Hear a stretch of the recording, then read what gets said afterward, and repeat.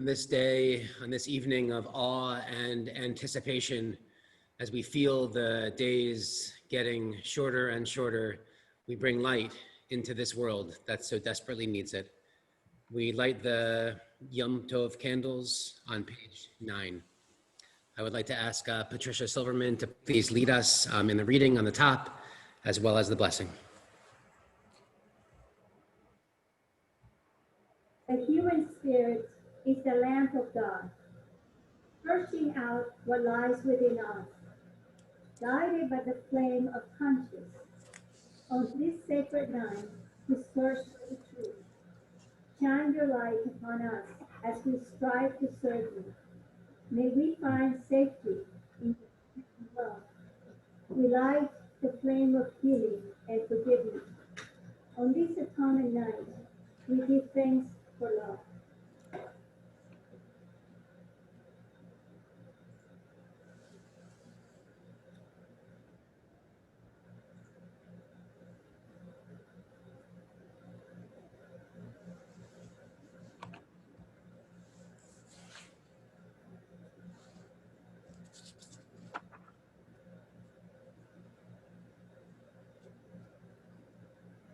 Baruch atah Adonai Eloheinu melech haolam, asher kiddushanu b'smasota, v'tzivanu me'alef nir shel Yom HaKippurim. Amen. Source of blessing, eternal our God, you fill the universe with majestic might and holiness, through sacred obligation, giving us a mitzvah of bringing light on Yom Kippur.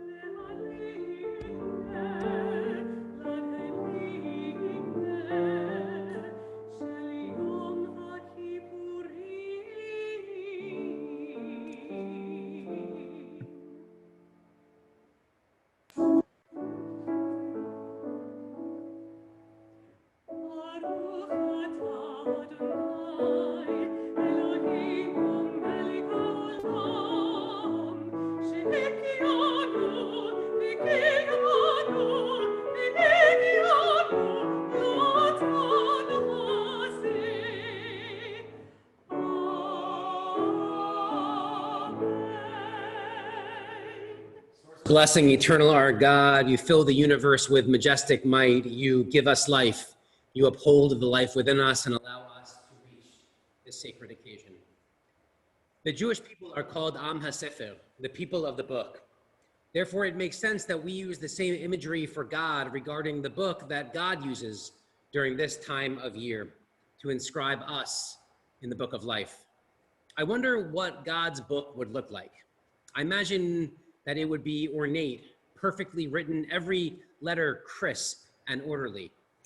If we had this same kind of book, I wonder what our book would look like. Probably an ungainly mess, full of errors and confusion and rewrites. It makes sense because we're only human. And yet we cling tenaciously to our book throughout the year, upholding its sanctity and defending it against any possible invaders. But God knows better and can see through our vanity. On this day, we lay our souls bare, our bodies unadorned and hungry, and we hope that our souls will shine, that we gain entrance into Sefer HaChaim, the book of life. This day emphasizes the fundamental Jewish belief that there is no intermediary between a person and God. For this reason, we lack a professional class of people who intercede between us and God. Rabbis and cantors are just teachers and guides. The hard work of this day, and it is hard work, is ours and ours alone. Yom Kippur demands that we face God directly and account for our actions to Dayan HaEmet, the true judge. For those of us fasting, the fast is hard, but the fast is what necessitates this necessary spiritual work, the soul searching and self-reckoning. And regardless of whether we fast or not, the liturgy and our tradition demands that we take this seriously.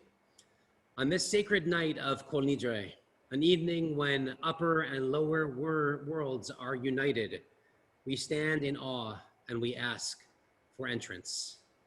I'm Rabbi Natan. I'm honored to be standing on this beautiful bima and leading us in this amazing spiritual work. I'm honored to be here also with Molly and Christopher and Goshen, who has graced this sanctuary with his cello playing, and Andy as well on our technical support. We're going to begin on page 10 to 11. We're going to do a type of choose your own reading, depending on whether you are fasting or not, depending on which reading speaks more to you at this moment. Number 1, 2, or 3, please take this moment in silent reflection on pages 10 to 11.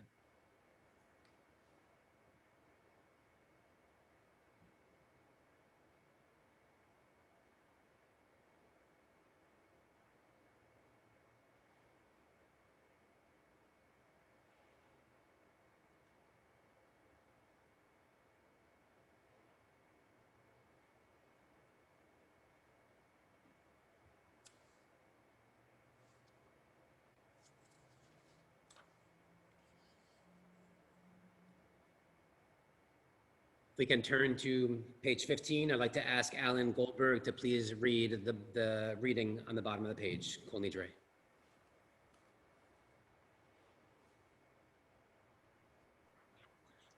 Kol Nidre, a chant that begins in a whisper and rises to a cry.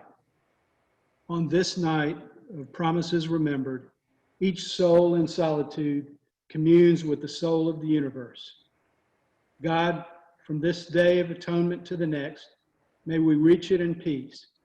All Israel makes these vows: to turn from wrong, dishonesty, and greed, to walk in the path of justice and right. Yet we know our weakness, how prone we are to fail. Help us to keep our word. Help us to act with humility and integrity. We seek pardon and forgiveness. We seek your radiance and light. Rabbi Brad Levenberg says that the difference between Rosh Hashanah and Yom Kippur is that between humanity and humility. Rosh Hashanah is about humanity, our belonging to the whole world. Yom Kippur is about humility, our personal humility that we have standing before God and doing that work.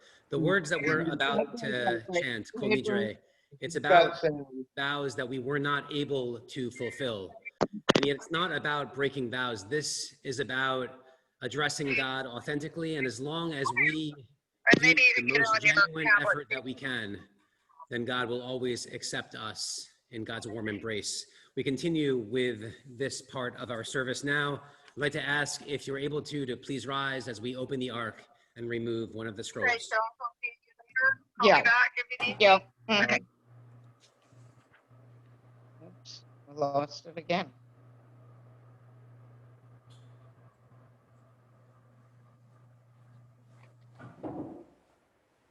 No, you didn't lose it. I hear it.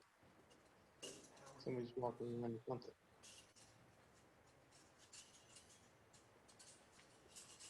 Yeah, he's not talking. The top of page 16, the words of Or Zarua. Okay, just a second.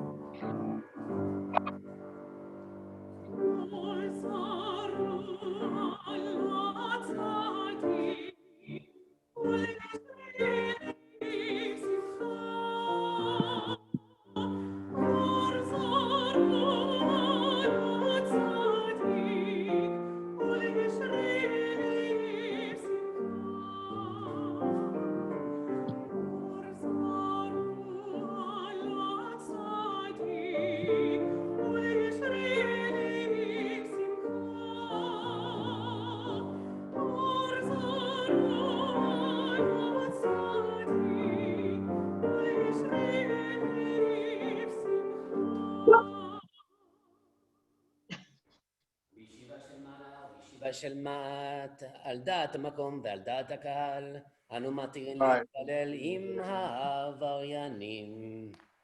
It's With cool. one voice assembled through past and present, declare, all may pray as one on this night of repentance. Let no one be excluded from our community of prayer. We continue with the words of Kol Nidre on page 18. Well, don't you want to listen to the Kol Nidre and then go? It'll take a few minutes, so, you know, they're just solid. Where is that? Introduce,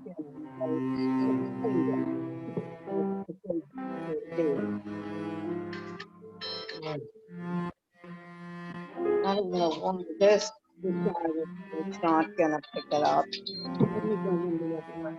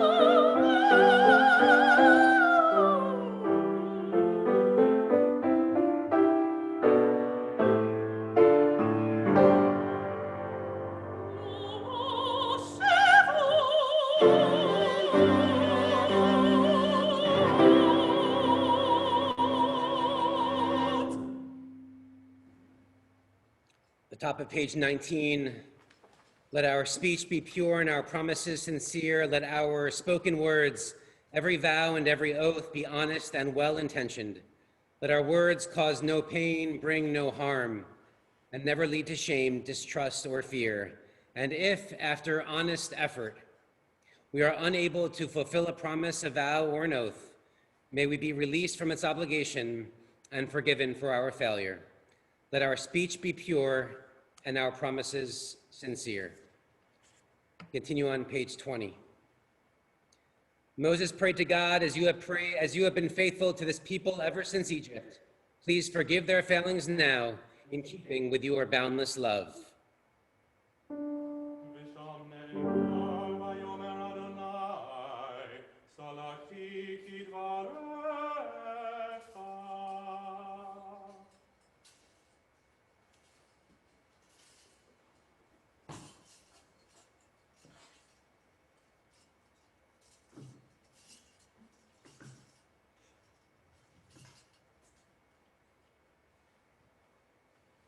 Please be seated.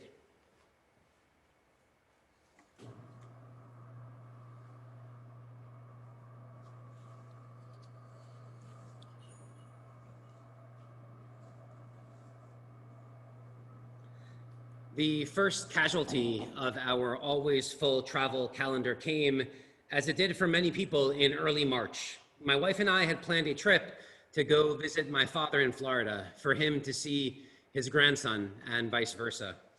My father lived in a beautiful assisted living facility on the campus of the Jewish Federation in Boca Raton. Compared to the loneliness of his prior apartment, he experienced a true renaissance there, and yet we were far away. His health had been declining precipitously, and we became acutely aware of time passing. As did all other facilities in Florida with the onset of this pandemic, his became closed to visitors a mere few hours before our trip, and we had no choice but to cancel our flights. We, like so many others in this world, struggled to stay in contact during those next few months. His inability to use a computer or even a phone complicated those efforts. We spoke sporadically, haltingly, and yet we made do. Though he never left his building once during that time, he got COVID from one of his caretakers. After a decline in his vitals, we agreed to send him to the hospital. He passed away about a week later. His family, far removed, unable to see or comfort him, his only human interaction through the hazmat suit of the nurse taking care of him. As I shared in my eulogy a few days after that in New Jersey, during the last year or so of his life, we could all notice a perceptible change in his behavior. Despite his continual health issues, his trips to and from the hospital, despite the loneliness and lack of visitation during these months of isolation, he could still express joy. Gratitude and words of thanksgiving began to infuse his speech, and we even began to say words that, despite our fairly close relationship throughout my 41 years of life, had eluded us since my childhood. I love you. In the Jewish faith, one should avoid undue or excessive praise in a eulogy. The eulogy's place is to honor the departed in an authentic way and to allow the mourners the chance to mourn. My father had a tough life and did not excel at the elusive goal of happiness. He did not mince words. Years ago, as I sat my parents down for the long-awaited decision of what I would do after years of wandering, what would I do with my life, I told them that I was planning to go to rabbinical school.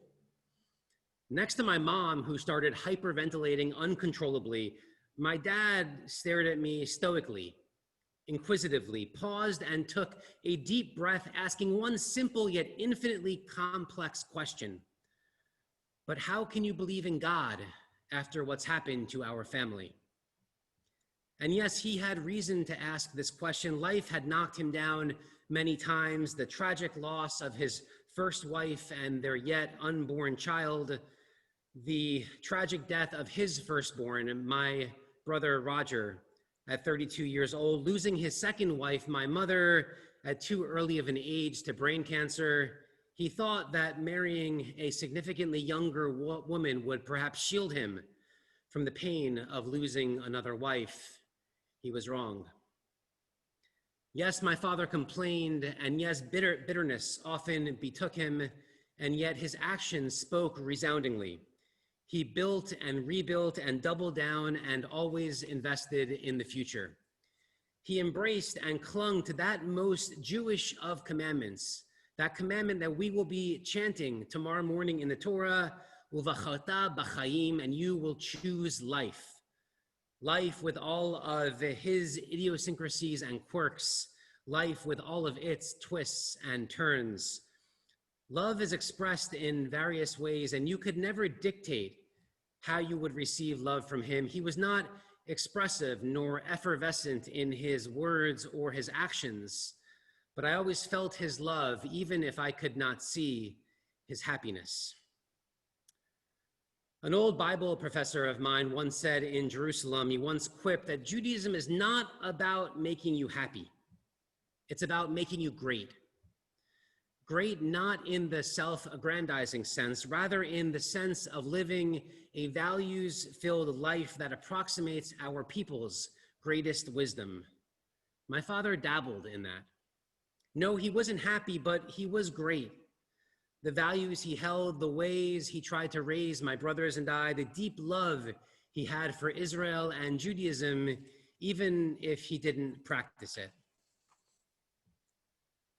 He was an amazing provider, and that was how he often expressed his love and affection. Whether camp or college, trips or toys, he provided everything for us, though he never spoiled us unnecessarily or irresponsibly. My brothers and I had a sacred yet unspoken covenant with him. Be responsible, do well in school, be a good person, and the credit card would work. As soon as I or my brothers transgressed that covenant, the card would stop. Employment was expected, and so it persisted until we graduated college, at which time he made it abundantly clear that it would all stop. We were on our own. He never did find out about that $10,000 trip that my mother embezzled as a college graduation trip to Australia for my brother and I.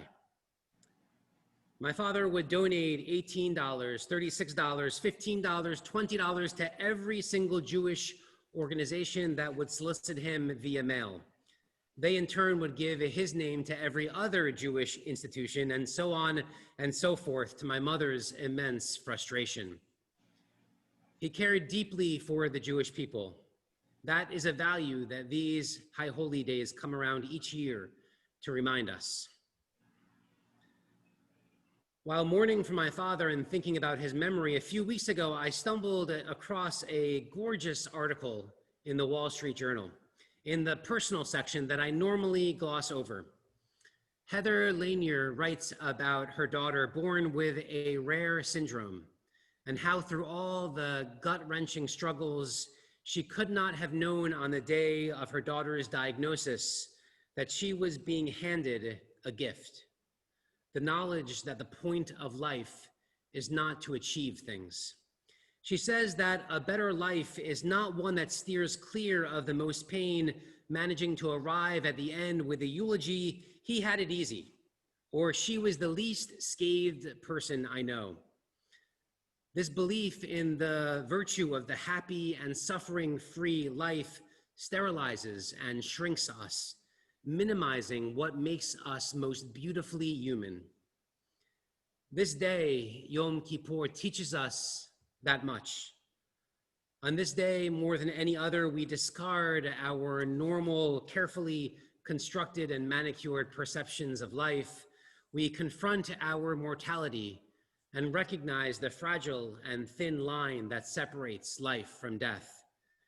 Later in this day, tomorrow afternoon, we say the words of Yizkor, elevating the souls of our loved ones who have departed this earth, upon whose shoulders we stand. to whom we owe our lives. Tragically, confronting our own mortality is something that we have all been forced to do fairly consistently the past 6 months. And as we have confronted that mortality, we have asked ourselves deep philosophical questions, questions we often avoid when life hums along. What is the meaning of life? What do I want people to say about me when I am no longer? A few years ago, before we could have imagined the tumult of a global pandemic, David Brooks addressed these questions when he gave the commencement remarks at my alma mater. He claimed that contrary to what Western society teaches about unbridled freedom, it's actually our obligations that set us free. What obligations do we have in our life that give our lives meaning? Besides ourselves, to whom are our souls entrusted? What have we done to strengthen the thousands-year-old epic chain of Jewish wisdom, tradition, and transmission? No, it's not too late. But Yom Kippur comes around each year to teach us that time is ticking, and that a reckoning will come.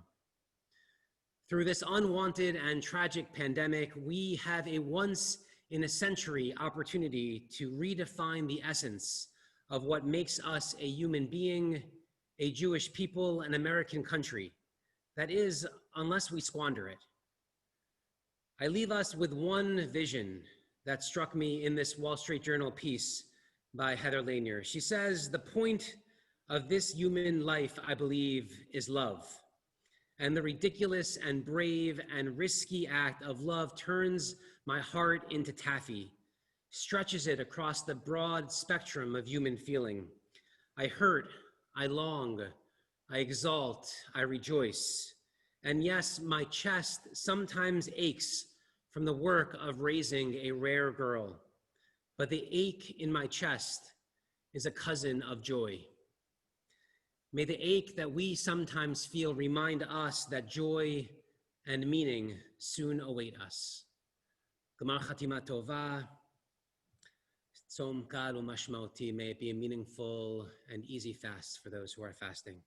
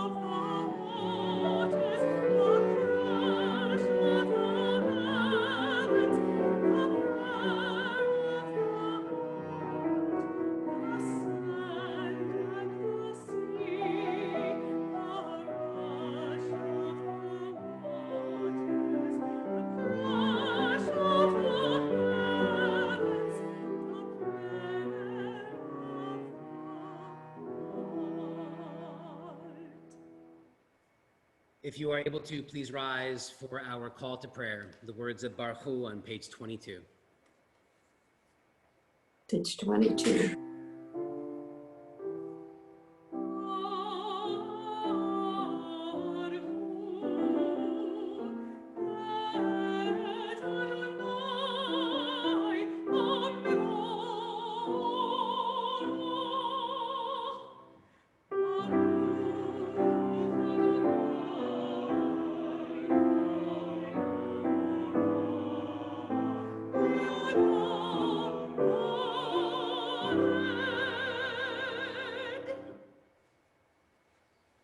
please be seated. On page 25, I'd like to ask Mel Sternberg to lead us in the reading.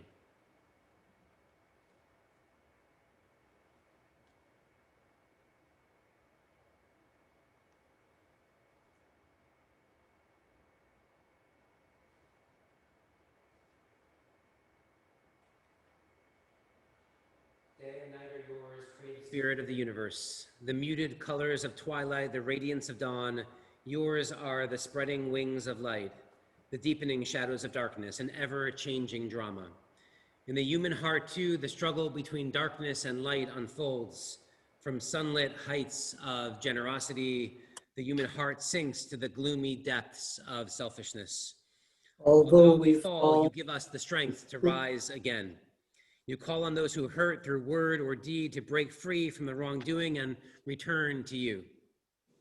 All who hear your call to goodness are embraced. All who reject emptiness and evil find acceptance from you.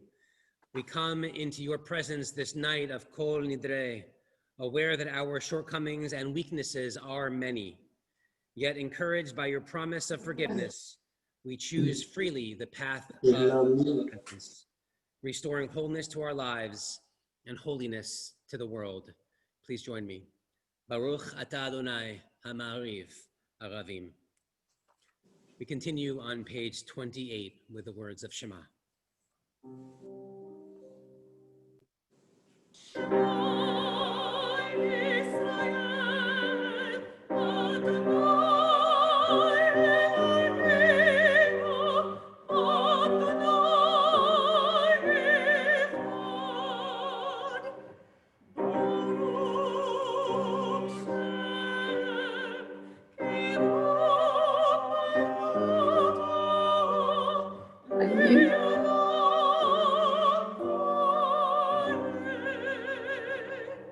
Did you unmute yours?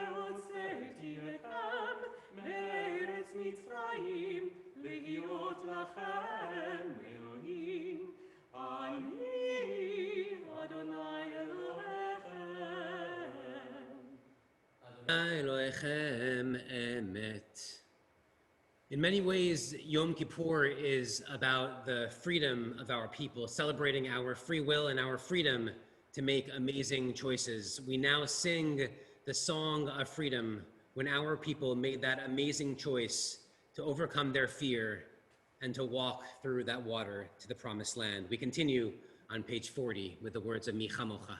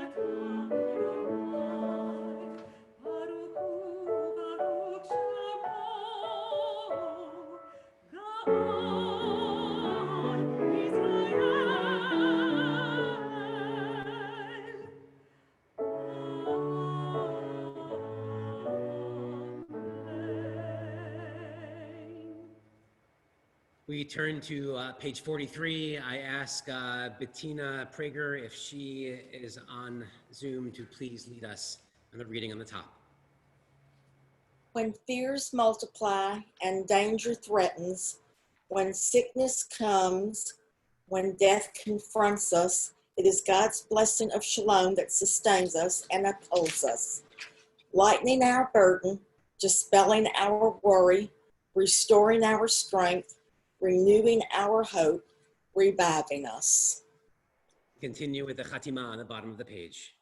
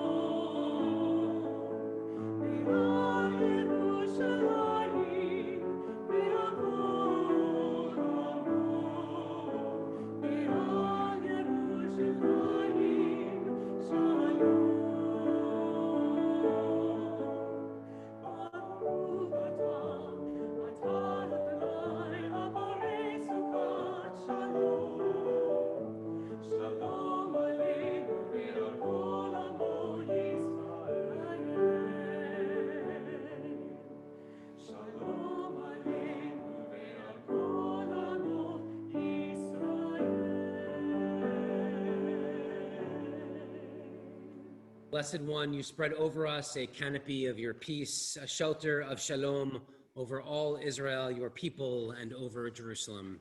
We continue on page 45 on the top. כי ביום הזה יכפר עליכם לטהר אתכם מכל חטאותיכם לפני אדוני תטהרו. For on this day atonement shall be made for you, to purify you from all your wrongs, and pure you shall be in the presence of Adonai.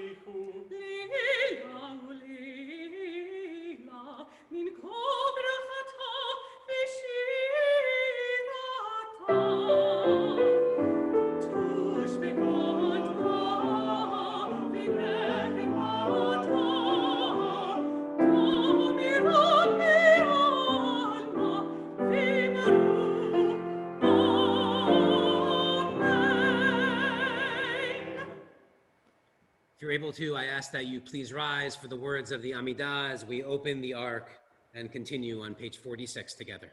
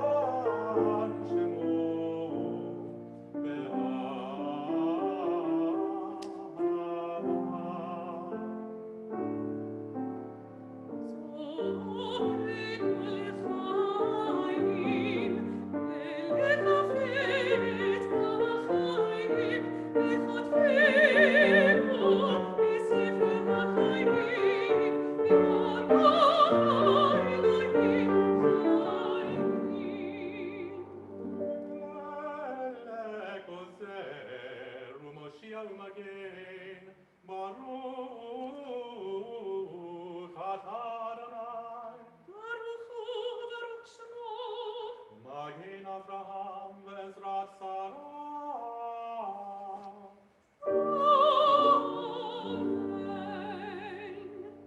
Ata gibor le'olam Adonai, v'chayei hagol atzarav le'Hoshia.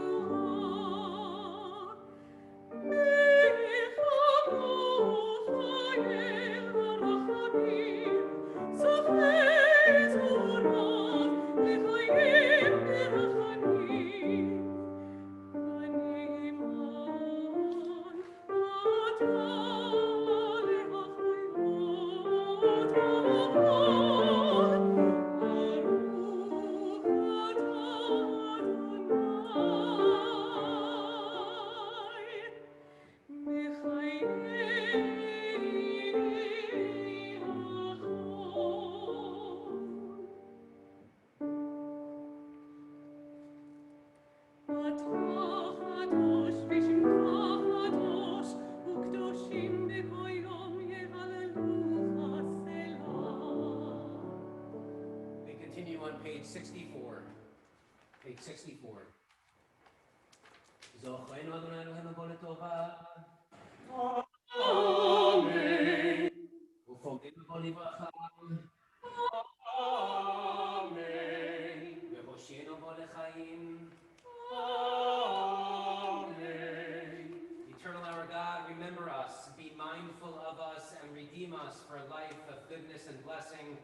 Favor us with words of deliverance and mercy. Show us the depth of your care. God, we await your redemption, for you reign with grace and compassion. We continue on page 70. ברוך אתה אדוני, מלך מוחל וסולח לעוונותינו ולעוונות עמו בית ישראל, ומעביר אשמותינו בכל שנה ושנה. מלך על כל הארץ, מקדש ישראל ביום הכיפורים. You may be seated. We continue now with some moments for a silent prayer. We'll continue our service on page 81. For now, please take your time to go through those pages as we close the ark.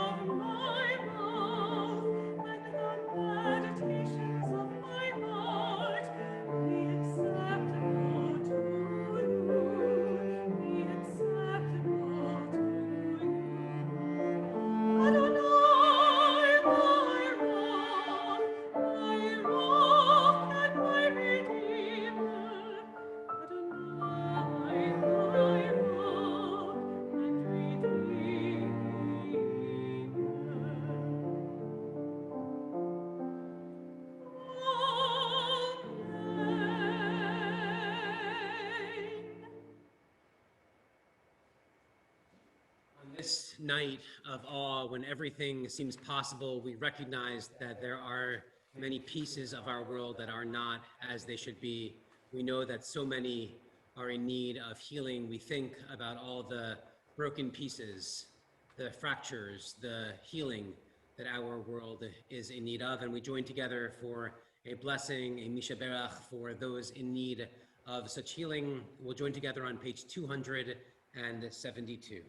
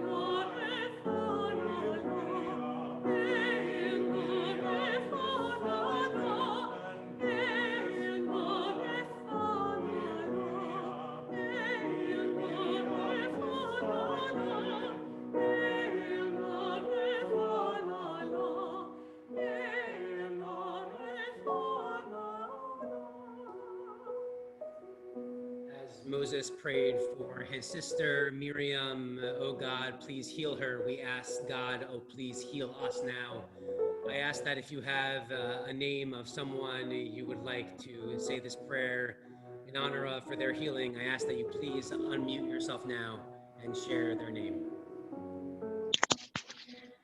Debbie Clolinger. Marcia Jacoby. Michael Etheridge. Peggy Reagan and Dee Dee Talley. Brewster Silverman. Jennifer Sundberg. Pat Bloom. Judy Combs. Julie Biddle.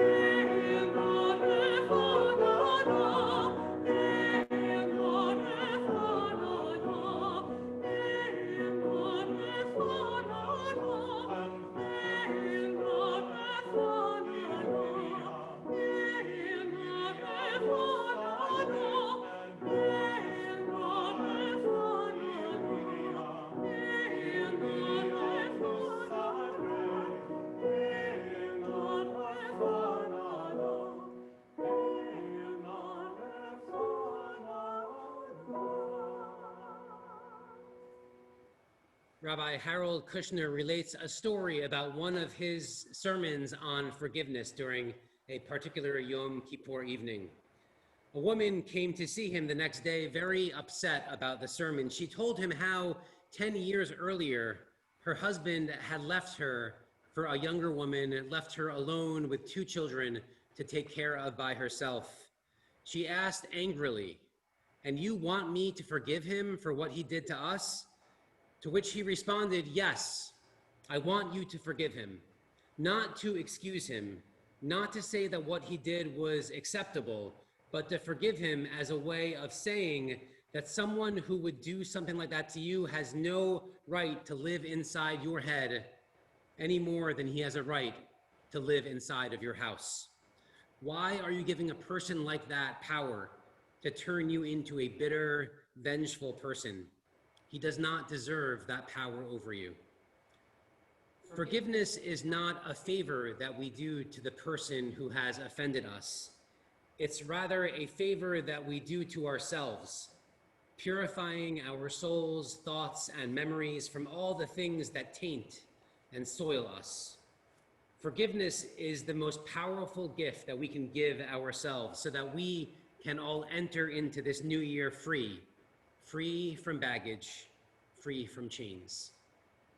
As we will do several times over the next 24 hours, we begin our first section of Vidui, a confession, and a section on asking forgiveness. We continue on page 82. אלוהינו ואלוהי אבותינו ואמותינו, תבוא לפניך תפילתנו ואל תתעלם מתחינתנו. Our God and God of all generations, may our prayers reach your presence. And when we turn to you, do not be indifferent. Adonai, we are angry, we are arrogant and stubborn, claiming to be blameless and free of sin. In truth, we have stumbled and we have strayed, we have done wrong. I ask you to join us in the words of Ashamnu. If it is your tradition, we lightly tap our fist on our heart to make a concrete effort to show that we understand what we have done and we acknowledge all of that before God and before our community at this moment on page 82.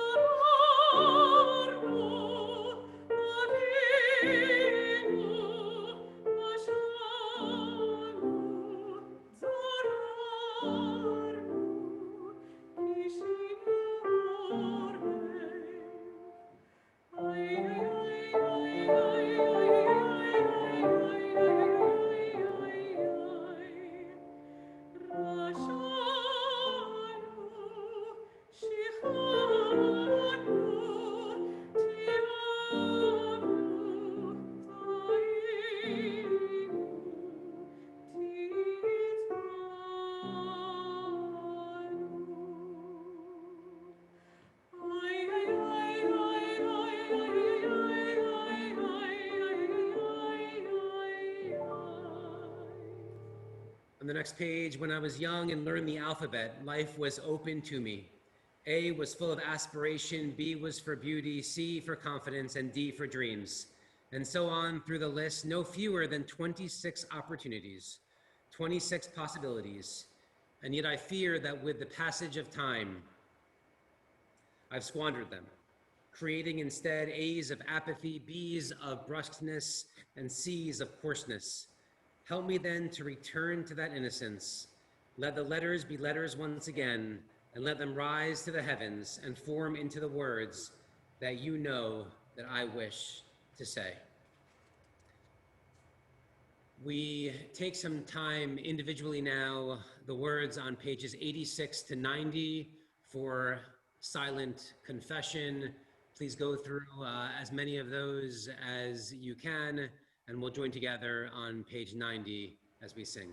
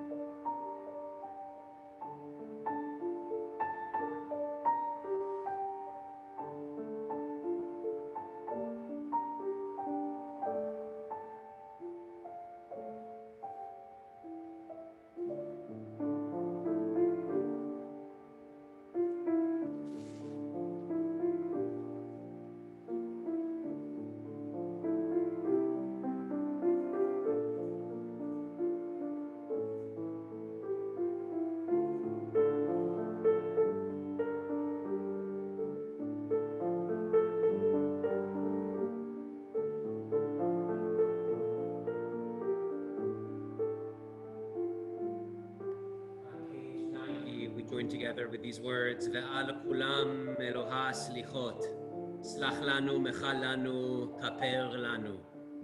For all these failures of judgment and will, God of forgiveness, forgive us, pardon us, lead us to atonement.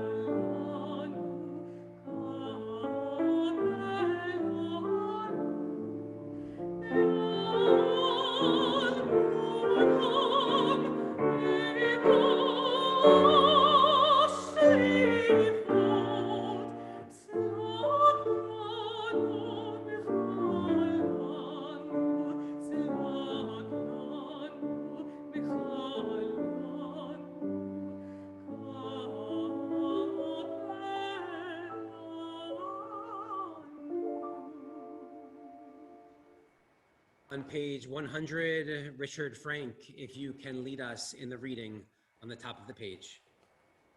God of forgiveness, we come before you in need of compassion.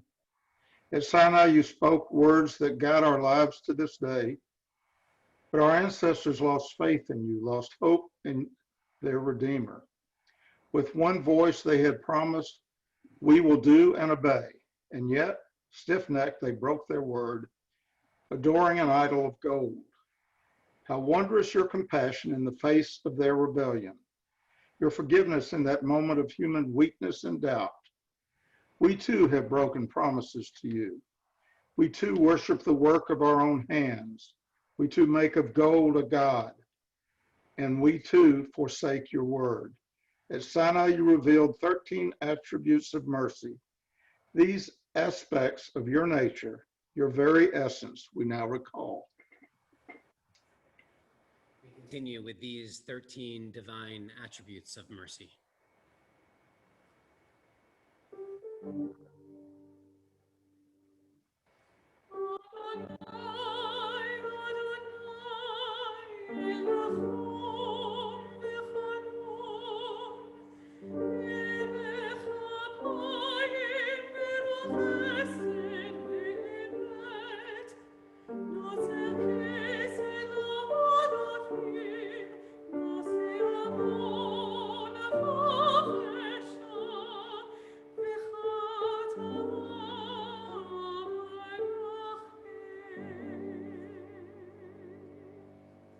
Adonai, Adonai, God, compassionate, gracious, endlessly patient, loving, and true, showing mercy to the 1000th generation, forgiving evil, defiance, and wrongdoing, and granting pardon. We continue on page 112. Avinu Malkeinu ha'er lanu et derech hayenu. Avinu Malkeinu, illumine for us the path of our life. Avinu Malkeinu, how shall we find the strength to take the road less traveled by? Avinu Malkeinu, how shall we come to know the purpose of our existence? Avinu Malkeinu, how shall we learn not to live life in vain? Avinu Malkeinu, how shall we get out of our indifference? Avinu Malkeinu, how shall we distinguish between truth and falsehood? Avinu Malkeinu, how shall we find the answers to our questions? Avinu Malkeinu, how shall we gird ourselves with strength to seek answers? I ask if you're able to please rise. Avinu Malkeinu on page 114 as we open the ark.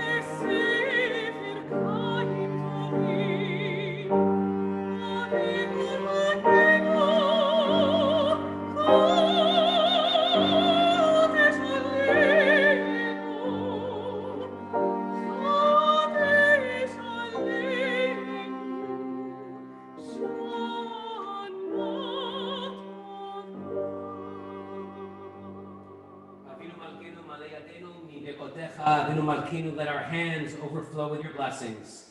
Avinu Malkeinu, harem keren meshichecha.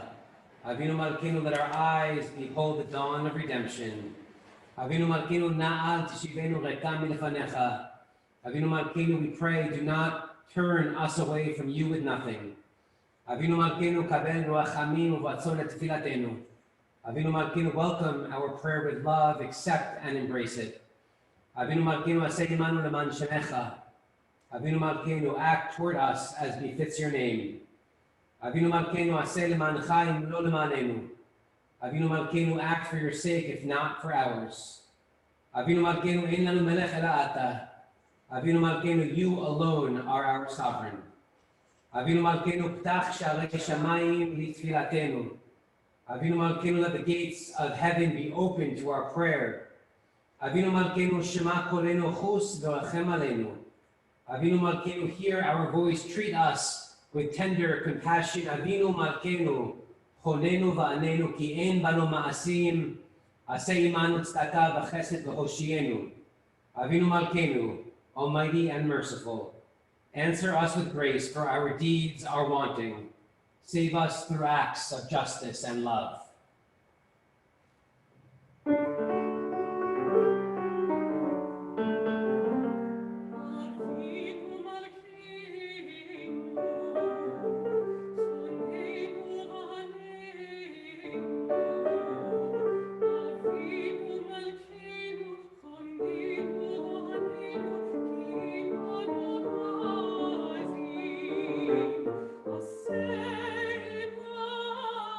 Oh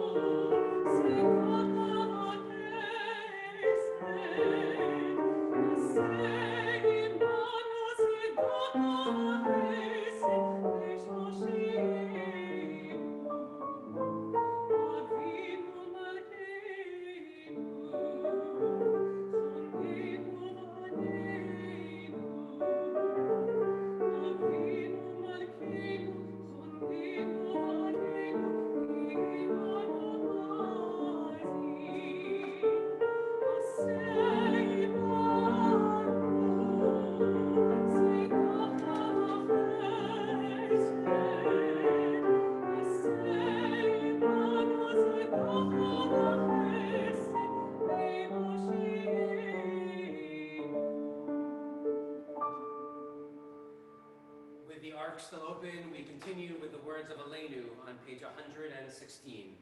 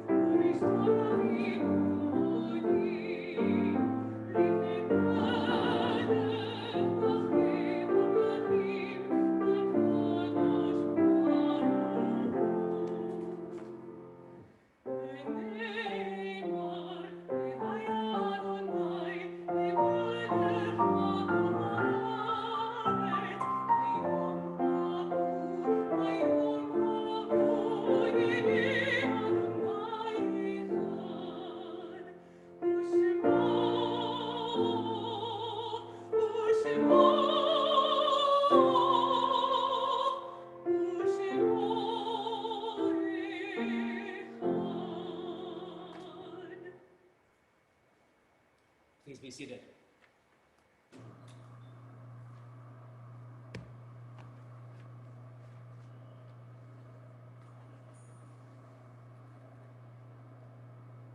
On page 121, this holy night concludes with memory. Our last thoughts always are of those we have lost. We miss them, especially tonight, yearning for their presence at our side. The service we have shared once was theirs. They spoke and sang the ancient words. They prayed, repented, and yearned for better lives as we have done. Flawed in their deeds, imperfect in their faith, they still drew strength from their tradition as we seek fortitude in ours. What was good and beautiful in their lives once gave us joy and now inspires us to reach higher. The knowledge that they loved us deeply brings comfort to our hearts. So we light candles of remembrance and gratitude, and we speak this timeless truth. Zichronam livracha. Their memory is a blessing now and forever. We pray that their goodness will live on in our lives, planting seeds of kindness and hopes for generations to come. Tomorrow afternoon, we will say the names of all those who have departed at this time. Before we say the words of Kaddish Yatom, Mourner's Kaddish, I ask anyone to share a name, a yahrzeit at this time on page 122. Please feel free to unmute yourself.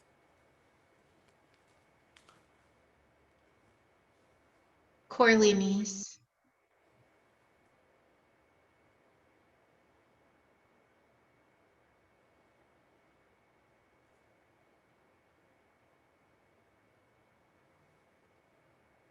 יתגדל ויתקדש שמי רבה, בעלמא דברה חיותי וימליך מלכותי, בחייכון וביומכון ובחיי תכל בית ישראל, בגלה ובזמן קריב ואמרו אמן.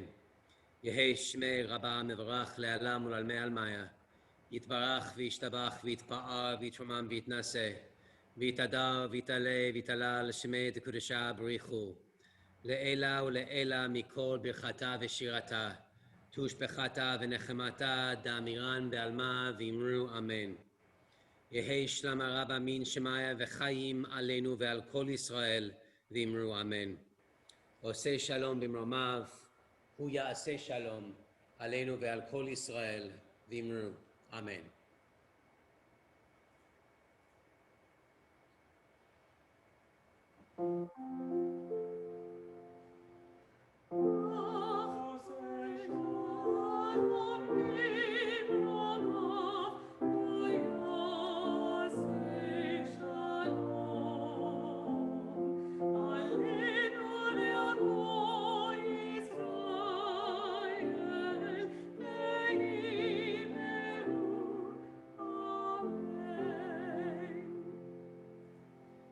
May the source of peace bestow peace on all who mourn, and may we be a source of comfort to all who are bereaved. And together we say, Amen. As we prepare to conclude our Kol Nidre service this evening, we join together for the first time the words of Psalm 27, a psalm that accompanies us throughout the month of Elul and during these high holy days on page 124.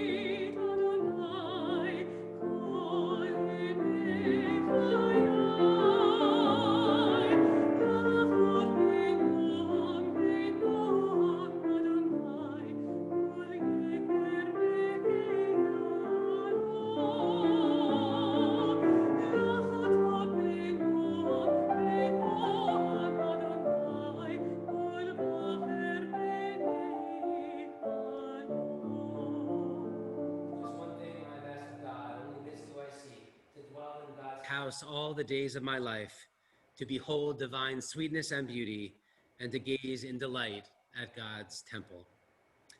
I'd like to now ask Gil Layden to share with us some brief remarks and announcements. Good Yom Tov. Thank you, Rabbi Treep, for guiding us and leading us through these days of reflection and renewal. Thank you, Christopher and Molly, for providing us music that have touched our hearts, and Andy for making it possible for us to experience. A few days ago, I spoke of the indomitable spirit of Jewish refugees who had fled Nazi-occupied Europe for Shanghai, where against all odds, they created a life true to their Jewishness. What I did not talk about was the financial support from others in the community and the world that allow them to have some sense of normalcy in their lives. Similarly true to our sense of caring for our congregation, please consider donating to your High Holiday Tribute Fund, which is critical to our ability to be the temple you want, the temple that serves and connects all of us. I have a few announcements. Services will continue tomorrow to be conducted by Rabbi Treep via Zoom from the sanctuary. At 10 o'clock will be the morning service, and then at 3, Christopher and Molly will be providing a musical interlude. And finally, at 4 will be the Yitzhak Memorial Service and concluding service. This coming Friday, October the 2nd at 6:15, Rabbi Kaplan will be conducting Shabbat service via Zoom from the sanctuary. That will also be the Sukkot service, which will also be the next religious school. The confirmation class will meet before that service from 5:30 to 6 o'clock via Zoom. There will be a Torah study with Rabbi Kaplan on Tuesday, October the 6th at 5:30 via Zoom. Thank you. We conclude our service on page 127. יהי רצון מלפניך, אדוני אלוהינו ואלוהי אבותינו ואמותינו, שתחדש עלינו שנה טובה ומתוקה, our God and God of our ancestors, eternal God of all generations, may your presence in our lives this new year renew our spirits and renew our strength. May it be a good year. May it be a sweet year.